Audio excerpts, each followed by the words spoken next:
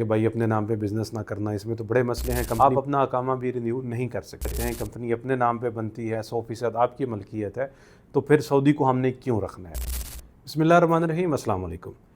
अपने नाम पे कंपनी बनाने के बाद बहुत सारे लोगों का ये कंसर्न होता है और बहुत सारे लोगों का ये सवाल होता है कि कंपनी बनाने के बाद कौन कौन से ऐसे चैलेंजेस हैं जो जिनका हमें सामना करना पड़ सकता है, या कौन सी ऐसी मुश्किलात हैं, कौन से ऐसे मसाइल हैं जिनका हमें सामना करना पड़ सकता है और बाद में जाके वो मसाइल जो हैं वो एक ख़तरनाक सूरत हाल इख्तियार कर सकते हैं।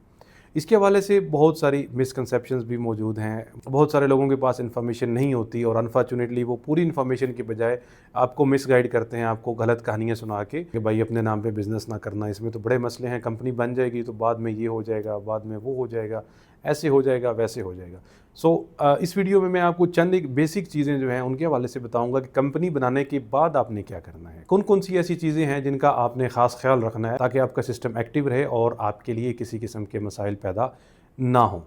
सबसे पहली चीज़ तो ये है कि आपने जब कंपनी बना ली उसके बाद जो पहला काम आपने करना है वो ये करना है कि आपने एक सऊदी को अपने पास हायर करना है एज एन एम्प्लॉय। अब बहुत सारे लोगों का यहाँ पे ये कंसर्न होगा कि आप कहते हैं कंपनी अपने नाम पे बनती है, 100% आपकी मलकियत है, तो फिर सऊदी को हमने क्यों रखना है। तो इसमें जो सऊदी आपने हायर करना है उसका आपकी कंपनी से, आपके सिस्टम से, आपके बैंक से, आपके कारोबार से कोई लिंक नहीं होगा। उसको आपने बतौर एम्प्लॉई, बतौर मुलाजिम अपने कंपनी में जो है वो सिर्फ हायर करना है। और हायर करने की रीज़न ये है कि जब तक आप सऊदी को हायर नहीं करेंगे तब तक आपका वीज़ा कोटा एक्टिव नहीं होगा। इवन आप जो मालिक हैं, कंपनी के जो शेयर होल्डर हैं, उनका भी ट्रांसफ़र तब तक नहीं कर सकते जब तक आप एक सऊदी को हायर करके अपना वीज़ा कोटा एक्टिव ना कर लें। अगर आपने ट्रांसफ़र करना है किसी का या वीज़ा इशू करना है तो आपने सऊदी को लाजिम हायर करना ही करना है। लेकिन अगर आप किसी को ट्रांसफ़र नहीं भी करना चाहते तो भी आपने सऊदीज़ेशन की क्राइटेरिया को मीट करने के लिए सऊदी को लाजिम हायर करना है। अगर आप सऊदी को हायर नहीं करते तो आपका सिस्टम रेड में चला जाएगा और सिस्टम रेड में जाने के बहुत सारे नुकसानात जो हैं वो हो सकते हैं जो कि पहले नहीं होते थे। फॉर एग्जांपल, पहले अगर आपकी कंपनी रेड में भी होती थी तो भी कोई मसला नहीं होता था, आपका अकामा भी रिन्यू हो जाता था, सारे मामलात होते थे, सिर्फ ट्रांसफ़र नहीं होता था या फिर आपने वीज़ा इशू करना है तो वो पॉसिबल नहीं होता। अब क्या है कि अब अगर आपकी कंपनी रेड में है तो उस सूरत में आप अपना अकामा भी रिन्यू नहीं कर सकते।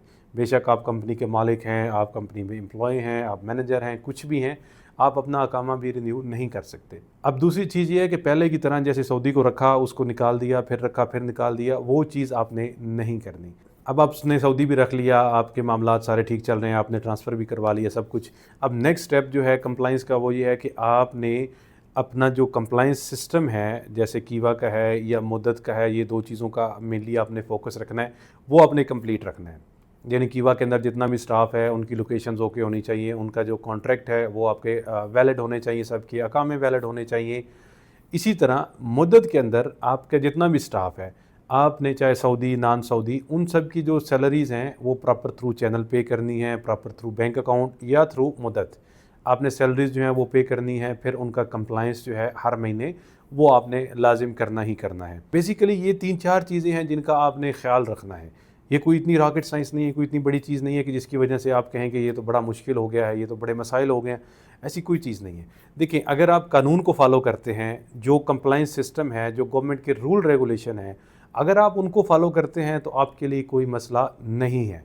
अगर आप जुगाड़ पे चलना चाहते हैं या आप कहते हैं कि फिर कर लेंगे, ऐसे मसाइल में डेफिनेटली जो गवर्नमेंट के कवायद व ज़वाबित हैं वो उनको इम्प्लीमेंट करवाते हैं, उसके अगेंस्ट आपको फ़ाइन भी आ सकते हैं, मुख्तलिफ़ किस्म के मसाइल जो हैं वो आपके लिए हो सकते हैं। लेकिन अगर आप ठीक हैं, आप सारी चीज़ें ओके हैं, आप कंप्लाइंस 100% है, फिर आप पे किसी किस्म का कोई फ़ाइन नहीं है, किसी किस्म के कोई मसाइल नहीं है। डराने वालों से ज़्यादा बेहतर है कोई अथेंटिक इन्फॉर्मेशन जो है उसको इकट्ठी करें और उस इन्फॉर्मेशन की बेस पे आप कंपनी बनाने का जो डिसीजन है वो करें और डायरेक्टली आप अपने नाम पे कंपनी बनाएं, बजाय आप कफ़ीलों के नाम पे कंपनी बना के डेली बेसिस पे उनके हाथों आप पेमेंट्स के लिए जलील हो रहे हैं, आप छुट्टी के लिए जलील हो रहे हैं, आप इन्वाइसिंग के लिए जलील हो रहे हैं। उन सारी चीज़ों से 1 लाख दर्जा बेहतर है कि आप अपने नाम पे कंपनी बनाएं और अपने कंप्लायंस जो हैं उनको आप ओके रखें। Thank you so much.